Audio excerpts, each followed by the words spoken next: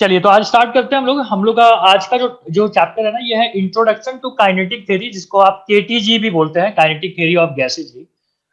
तो John Dalton, उन्होंने atom के बारे में बताया है कि आपको पता होगा डाल्टन का मॉडल भी था, प्लम पुडिंग मॉडल। तो ये कब आया था? ये आया था 1803 में।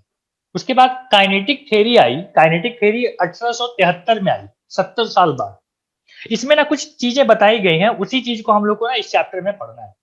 तो सबसे पहली जो बात बताई गई, उन्होंने बताया कि एटम्स और मॉलिक्यूल्स जो होते हैं ना, जिससे कि बना होता है कंपाउंड या एलिमेंट, वो कंटिन्यूअसली मोशन में होते हैं, रुके हुए नहीं रहते हैं। चाहे आप सॉलिड ले लीजिए, चाहे गैस ले लीजिए, चाहे आप लिक्विड ले लीजिए। हाँ, सॉलिड में जो है वो बड़े कम दूर तक मूव कर पाते हैं, छोटा सा वाइब्रेशन जैसा रहेगा। लिक्विड में ये वाइब्रेशन थोड़ा बड़ा रहता है, और गैसेज में ये वाइब्रेशन काफी बड़ा रहता है, दूर तक जाते हैं। तो हम लोग यहाँ पे बात कर रहे हैं कि एटम और molecule can vibrate, atoms and molecules can vibrate more in gases, more in gases. So here we are going to study only gases. तो ये बात हमको समझ में आ गई कि अच्छा, काइनेटिक थ्योरी केवल गैस के लिए क्यों पढ़ना है, क्योंकि भैया गैस में वाइब्रेशन ज्यादा तेजी से होता है, इसको स्टडी करना आसान हो जाएगा हमारे लिए। और ये जो काइनेटिक थ्योरी ऑफ गैसेज जो दिया ना, दो साइंटिस्ट थे जिनका बहुत बड़ा कंट्रीब्यूशन था। एक तो थे, बहुत बड़ा नाम, मैक्सवेल, और एक थे बोल्टमैन। बोल्टमैन और मैक्सवेल ने क्या दिया? काइनेटिक थ्योरी ऑफ गैसेज दिया, केटीजी बोलते हैं हम लोग। आप पूरे फुल फॉर्म में लिख लीजिएगा, काइनेटिक थ्योरी ऑफ गैसेज। इन्होंने क्या बताया?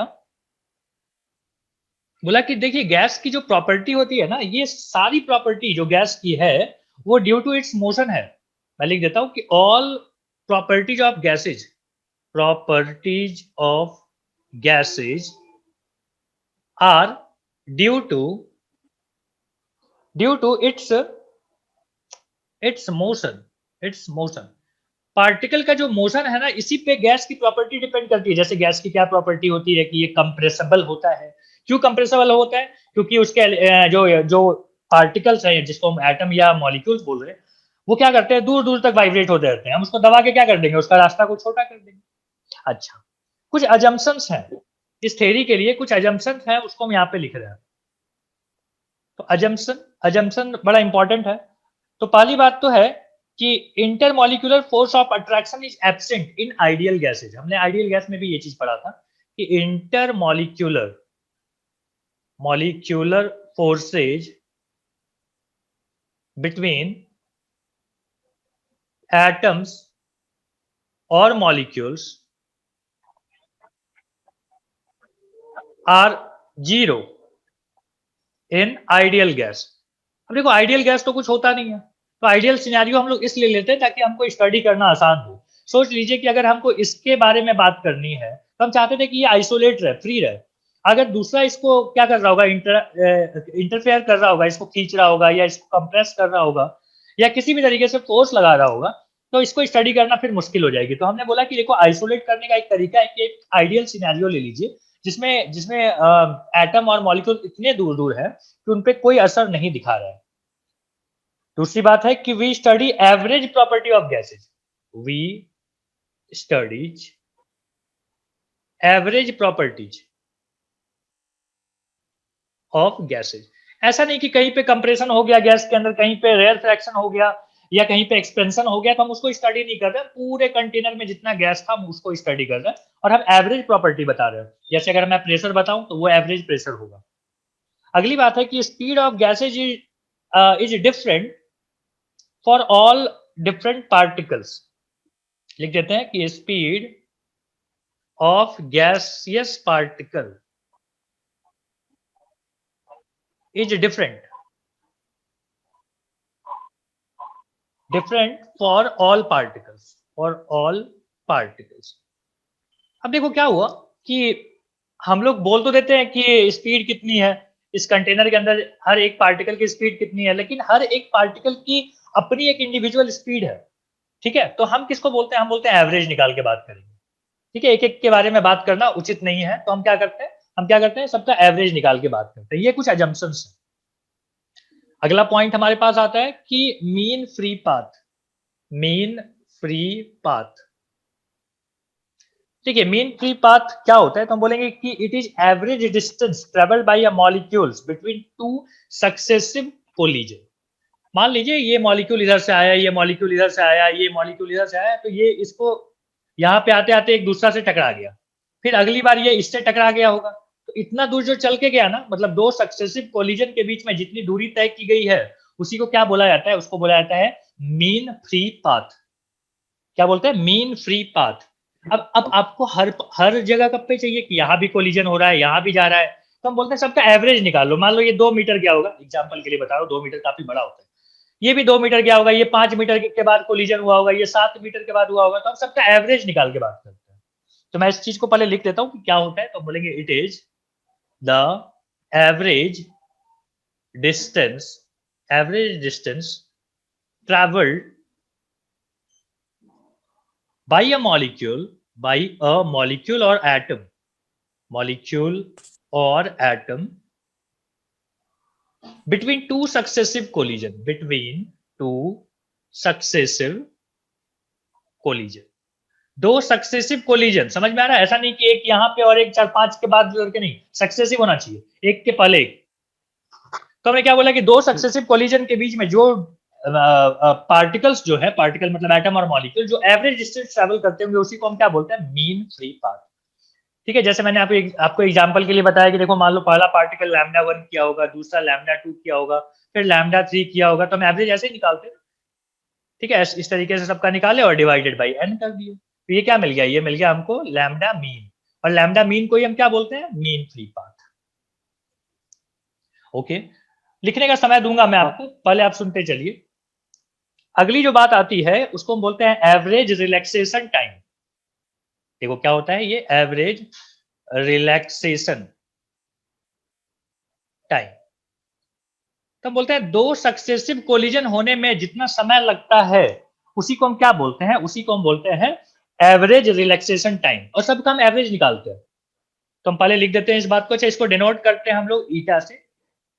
तो हम बोलते हैं कि ये ईटा क्या होता है, तो हम बोलेंगे average time period, between two successive collision, between two successive collision. अब अगर इसको भी मैं इस तरीके से लिखना चाहूं कि this is equal to how much, मान लीजिए पहले को टकराने में T1 टाइम लगा था, दूसरे को T2, तीसरे को T3, T4, सबका एवरेज निकालना है तो n से डिवाइड कर दीजिए, लास्ट में Tn। इसको क्या बोलते हैं, एवरेज रिलैक्सेशन टाइम। खैर, यहां तक बात समझ में आती है, पहले आप यहां तक नोट डाउन कर लीजिए, फिर आगे बढ़ते हैं। देखो, 1961 में बॉयल्स लॉ जो है सामने आया, और बॉयल्स लॉ में हम लोग को बताया गया कि अगर टेम्परेचर कांस्टेंट है, याद है मैं आपको याद रखने का तरीका बताया था, बॉयल्स मतलब समथिंग रिलेटेड टू टेम्परेचर, तो टेम्परेचर यहाँ पे क्या है, कांस्टेंट है। अगर टेम्परेचर कांस्टेंट हो तो प्रेशर और वॉल्यूम जो होता है दे आर इनवर्सली प्रोपोर्शनल, और अगर उसका ग्राफ बनाया जाए तो उसका ग्राफ ऐसा दिखाई देता है, इनवर्सली प्रोपोर्शनल ग्राफ ऐसे रहता है। ठीक है, ऐसे भी हो सकता है, ज्यादा कर्व भी हो सकता है। तो ये सब जो ग्राफ बनते हैं ना जिसमें टेम्परेचर कांस्टेंट होता है, तो उसको हम बोलते हैं आइसोथर्म्स। आइसोथर्म्स आइसोथर्म्स मतलब होता है कि graph between two quantities eight constant temperature. अच्छा, तो बोले कि एट T1 टेम्परेचर पे हमने एक्सपेरिमेंट किया, और हमने देखा कि ये हमारा एक था थ्योरेटिकल वैल्यू थी, ये वाला, ये एक थ्योरेटिकल वैल्यू थी, ऐसे ऐसे करके नीचे हो रहा था। तो देखा गया कि अगर टेम्परेचर कम है eight T1 temperature, experimental curve, ये मान लीजिए एक्सपेरिमेंटल कर्व आ गया होगा, और ये जो हमने डॉटेड बनाया है ये थ्योरेटिकल कर्व है। तो हमने बोला यहाँ पे कहीं पे लिख दो इसको हम क्या बोल रहे हैं, इसको हम बोल रहे हैं दिस इज, अच्छा एक काम करो, इसी को उल्टा ले लो, ठीक है, या कोई क्या फर्क पड़ता है। इसको क्या ले रहे हैं हम लोग, इसको हम लोग ले रहे हैं कि ये हमारा थ्योरेटिकल है, थ्योरेटिकल कर्व, और इसको हम बोलते हैं प्रैक्टिकल कर्व। ठीक है, तो हर बार देखा गया देखो ये इसका जो ये मान लीजिए ये डॉटेड है ना, ये डॉटेड थ्योरेटिकल है, तो इसका जो प्रैक्टिकल आया वो उसके ऊपर आता है, इस तरीके से आता है। ठीक है, इस तरीके से आता है। तो हम बोले कि at T1 experimental curve is very close to theoretical curve। क्या हुआ, अलग अलग टेम्परेचर पे, मान लीजिए ये जो है ये T1 के लिए है, इसी तरीके से आपने देखा कि भैया ये सेकेंड टेम्परेचर के लिए ये वाला ले लिया, ये थ्योरेटिकल और ये प्रैक्टिकल, तो ये T2 के लिए हो गया। तो हम अलग अलग टेम्परेचर पे ना ग्राफ बनाना स्टार्ट किए। तो हम बोले कि T1 पे हमने देखा कि अच्छा ये बड़ा नजदीक नजदीक आ रहा है, ठीक है, ऐसे ऐसे करके बहुत नजदीक तक जा रहा है। और जैसे जैसे हम T2 पे गए तो देख रहे हैं कि भैया एक्सपेरिमेंटल वैल्यू और थ्योरेटिकल वैल्यूज में काफी फर्क आने लग गया। जैसे मैं यहाँ पे लिख दूं कि at T2 experimental curve is far from theoretical curve. दो अलग अलग टेम्परेचर पे एक्सपेरिमेंट किए, हमने बोला कि भाई ऐसा ऐसा हमको दिख रहा है। तो देखा गया कि T1 जो है ना, वो T1 बड़ा था, T1 बड़ा था और T2 छोटा था। मतलब जैसे जैसे आप टेम्परेचर बढ़ा दीजिएगा वैसे वैसे आपका एक्सपेरिमेंटल वैल्यू और थ्योरेटिकल वैल्यू मैच करना स्टार्ट होगा। अब बोले सर इसका शॉर्टकट कुछ याद रखने का, याद कीजिए ये एजम्पशन किस पे लिया गया है, आइडियल गैस के लिए। आइडियल गैस के लिए टेम्परेचर क्या करता है, मदद करता है, मतलब दूर दूर कर देता है, फैला देता है। तो आइडियल गैस पे ये चीज अच्छा चलता है, इसीलिए T1 पे क्या हो रहा है, T1 पे बढ़िया आपको मिला कि जो आप एक्सपेरिमेंटली किए वही आपका थ्योरी भी बता रहा था कि यही आएगा लगभग। मतलब T1 क्या आएगा, बड़ा आएगा T2 से। मतलब जैसे जैसे आप ग्रेटर टेम्परेचर पे जाइएगा आपका जो थ्योरेटिकल वैल्यू है और आपका एक्सपेरिमेंटल जो कर्व है दोनों क्या करने लग जाएगा, मैच करने लग जाएगा। ओके, बात समझ में आ गई? अच्छा, तो और देखा गया कि एट लो टेम्परेचर ठीक है, डेविएशन इज मोर, बहुत डेविएट करने लग गया, बहुत फर्क पड़ने लग गया। ठीक है, और हाई टेम्परेचर पे क्या होता है, और हाई टेम्परेचर पे ये कर्व मैच कर रहा था। क्यों? क्योंकि हाई टेम्परेचर पे कोई भी गैस क्या कहलाता है, आइडियल गैस। ठीक है, अच्छा, बोले कि ठीक है भाई, P is inversely proportional to 1/V होता है, इसका मतलब हो गया कि PV is equal to constant. Pressure और वॉल्यूम को अगर आप मल्टीप्लाई कीजिएगा तो कांस्टेंट आएगा, तो इसका मतलब आ गया कि P1V1 इज इक्वल टू आप क्या लिख सकते हैं, P2V2, है ना, एट कांस्टेंट टेम्परेचर। ये किसकी बात चल रही है, ये बात चल रही है बॉयल्स लॉ की। हमने बॉयल्स लॉ में पढ़ा था ये चीज। अगर मैं चार्ल्स लॉ की बात करूं, देखिए जरूरत थी यहाँ पे पढ़ाने की, ये सब चीजें क्यों पढ़ाया, पहले भी हमने पढ़ चुके थे, तो जरूरत पड़ेगी आपको अभी। 1783 में चार्ल्स लॉ आया, चार्ल्स लॉ क्या बताइए, याद कीजिए। चार्ल्स क्या होता था, राजा का नाम होता था। राजा क्या करता है, प्रजा पे इक्वल प्रेशर बना के रखता है एट कांस्टेंट प्रेशर। अगर प्रेशर कांस्टेंट है तो volume is directly proportional to temperature. Volume आपको बढ़ाना है, टेम्परेचर को बढ़ा दीजिए। हमने बोला कि एट हाई टेम्परेचर लॉ क्या करेगा, होल्ड करेगा, वही वाला जो लॉ था जिसमें कि हमने देखा। तो यहां पे भी ग्राफ बनाया गया कांस्टेंट प्रेशर पे, तो देखा गया कि ये आइडियल सिनेरियो ये होता था, डायरेक्टली प्रोपोर्शनल है ना, तो सीधी लाइन बनती है। लेकिन प्रैक्टिकल जो था वो ऐसा करके थोड़ा सा डेविएट हो गया। लेकिन हाईयर टेम्परेचर पे देखा गया कि हाईयर टेम्परेचर पे बहुत हद तक ये मैच करने लग रहा था। क्यों? क्योंकि हाईयर टेम्परेचर पे कोई भी गैस क्या होती है, आइडियल गैस जैसा बिहेव करती है, और काइनेटिक थ्योरी जो होता है वो आइडियल गैस के लिए ज्यादा होल्ड करता है, ज्यादा सही चीज है।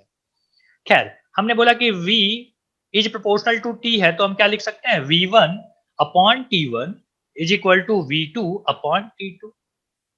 लिखा जा सकता है, लिख सकते हैं। तो यहां तक तो बात आ गई, हमने चार्ल्स लॉ और बॉयल्स लॉ को रिवाइज करवा दिया।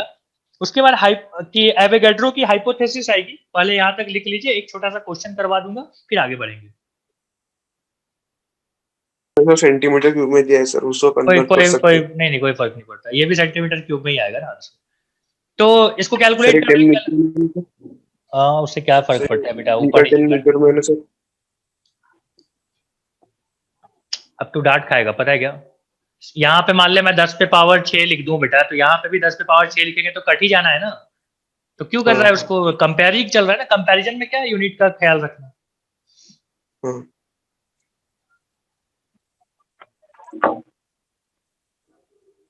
चल तो देख ले मतलब कितना आ रहा है, हमको तो लग रहा है कि भाई सही चल रहा है सब।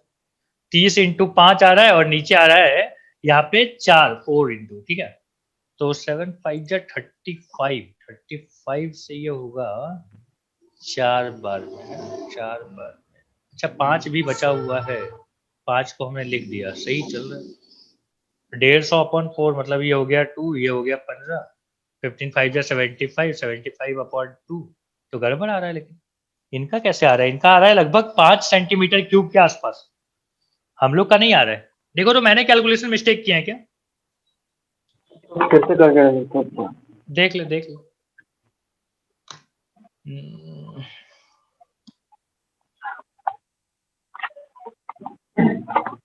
अच्छा अच्छा नहीं नहीं नहीं नहीं, एक एक मिनट सर? यहाँ पे बेटा, यहाँ एक पे मिनट, मैंने अरे रुक जा भाई, ये वॉल्यूम ही मैंने गलत लिख दिया, ये 1 सेंटीमीटर क्यूब है।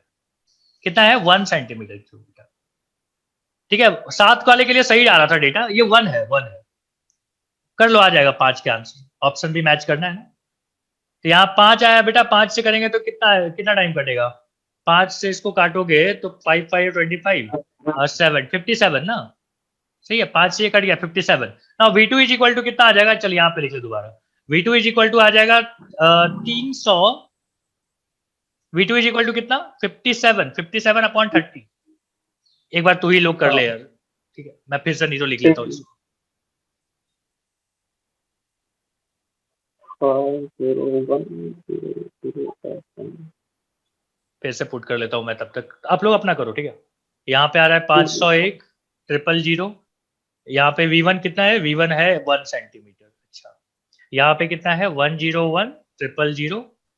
टेम्परेचर की बात क्या क्या चल रही है, पहला वाला में 285 और यहाँ पे चल रहा है 300। ये और ये कट जाते हैं 5 बार में, वेरी क्लोज कैलकुलेशन तक चल रहा है। और यहाँ पे V2 था, है ना, V2। हाँ V2 इज इक्वल टू कितना, तो हम बोलेंगे V2 is equal to 5 into 300 divided by 285। अब सही है बेटा, 5 से कर ले डिवाइड, कितना आता है 5 से 60, 5 से 5 5 जा 57, 57 है ना। ये भी 3 से कटता है, 3 से 3 1 जा 9 या 27, और 3 से कितना आ गया, 3 से 20, ठीक है। 3 से 20, अब बहुत क्लोज है बेटा, तो एक 1.01 के आसपास में कुछ आएगा, और लगभग ये कितना आ जाएगा 5 सेंटीमीटर क्यूब। अब ऑप्शन देख ले, ऑप्शन कौन सा मैच कर रहा है, इट शुड बी, ठीक है। तो अप्रोक्स कैलकुलेशन की बात थी, हमने वहां पे कर भी लिया। तो यहां तक जल्दी से कॉपी कीजिए, फिर अगले टॉपिक पे चलते हैं। आइए अब आपको दिखाते हैं कि एवोगैड्रो हाइपोथेसिस क्या था। आपने स्टेट्स ऑफ मैटर मतलब गैसियस स्टेट में ये सब चीजें आपने पढ़ रखा है, तो आप रिकॉल कर रहे हैं। एवोगैड्रो ने बताया कि देखो at at constant volume, at constant volume of gas, at constant temperature and pressure, at constant temperature and pressure, ठीक है, contain same number of atoms or molecules irrespective of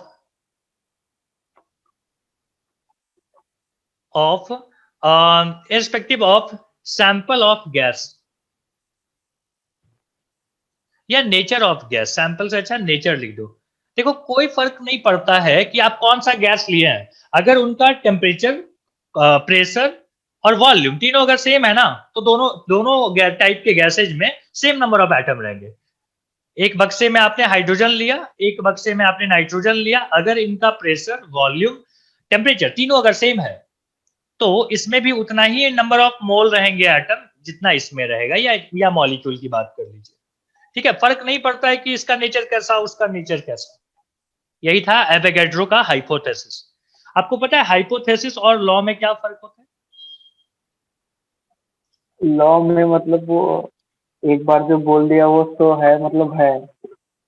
नहीं, लॉ में क्या होता है, जिसका कि एक्सपेरिमेंटल प्रूफ होता है, और हाइपोथेसिस क्या होता है ना, जिसका एक्सपेरिमेंटल प्रूफ नहीं होता है लेकिन हम उसको फैक्ट मानते हैं, ठीक है। उन्होंने हाइपोथेसिस दिया था, उन्होंने बताया कि देखो ऐसा है, तो उसके उसके कारण से उन्होंने कई चीजें रिलेट करवाया, बट कोई इसका प्रूफ नहीं था इस बात का, ठीक है। आपको समझ में आ रही है प्रूफ होना और इसका असर होना, मतलब समझ में आ रहा है? जैसे मैं बोलूं कि देखो अगर मैं बहुत अच्छे मार्क्स लाता हूं तो मैं बहुत तेज हूं पढ़ने में, तो ये क्या है, ये हाइपोथेसिस है। क्यों?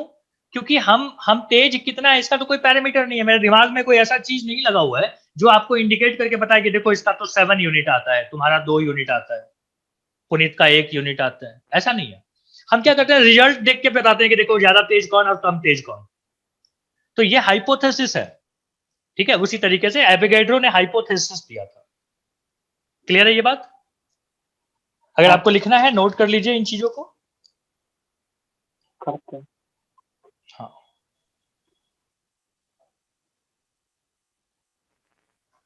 क्वेश्चन भी करवाता हूं, कुछ क्वेश्चन ले लेते हैं। क्वेश्चन है कि हमारे पास एक ग्राफ दिया हुआ है,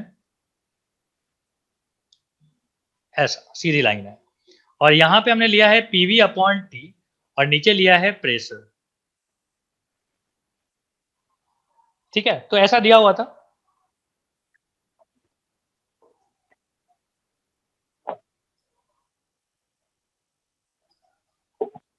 क्या लिख रहे हैं हम लोग? ठीक है ठीक है ठीक है।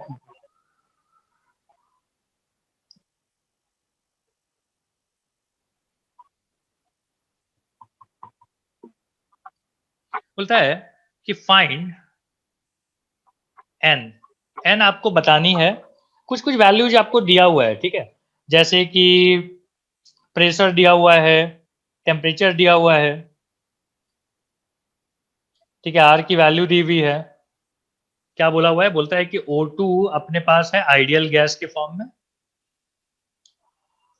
और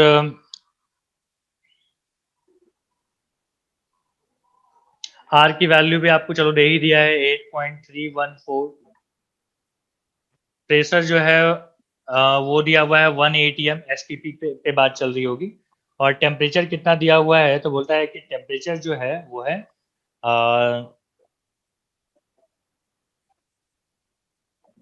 टेम्परेचर भी कुछ दिया हुआ है, लाइक 27 डिग्री ले ले, ठीक है। तो बोलता है आप हमको बताइए कि यहाँ पे एन कितना होगा।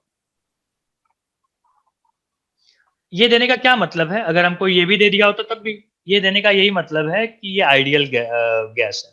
आइडियल गैस का ही ग्राफ ऐसा बन सकता है, पीवी पीवी अपॉन टी और पी के बीच में जो ग्राफ बनेगा वो ऐसा बनेगा। आप बोलेंगे क्यों सर, ऐसा क्यों? देखो, पीवी इज इक्वल टू क्या होता है, एनआरटी। किसके लिए? आइडियल गैस के लिए। अगर पी वी अपॉन टी है तो इज इक्वल टू क्या हो जाएगा, एन और n into R. R is constant, n जो है number of mole is constant, then ये भी क्या होगा, एक कॉन्स्टेंट ग्राफ होगा विथ रिस्पेक्ट टू एनीथिंग। तो हमने बोला विथ रिस्पेक्ट टू पी लेंगे, तो हमने बोला पी भी लीजिएगा तब भी कांस्टेंट ग्राफ आएगा। कांस्टेंट ग्राफ कैसा होता है बेटा? सीधी लाइन इस तरीके से, ठीक है। इसकी कुछ वैल्यूज होगी, हमको बोलता है ओके कुछ वैल्यू होगी, लेकिन एन की वैल्यू इस डेटा पे आप हमको कैलकुलेट करके बताइए। बड़ा आसानी से मिल जाएगा, PV equal to NRT put कर दे। प्रेशर कितना? प्रेशर कर दो। 1 है, 1 है। वॉल्यूम कितना है? वॉल्यूम वॉल्यूम वॉल्यूम वॉल्यूम दिया है क्या? नहीं दिया है। एक काम कर ले, 22.4 लीटर ले ले, ठीक है। हाँ, ठीक और है। एन कितना दिया हुआ है? एन नहीं पता। आर कितना दिया हुआ है? तो 8.314। टेम्परेचर कितना दिया हुआ है बेटा? 298 केल्विन। बताइए एन की वैल्यू कितनी आएगी? ठीक है, एन की वैल्यू कर दो।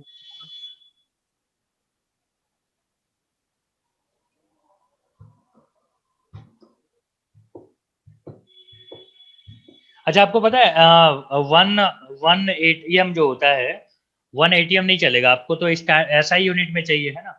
तो बताइए SI यूनिट में कैसे लिया जाए, P की वैल्यू कितनी लेंगे अपन। 1 ATM मतलब कितना पास्कल होता है,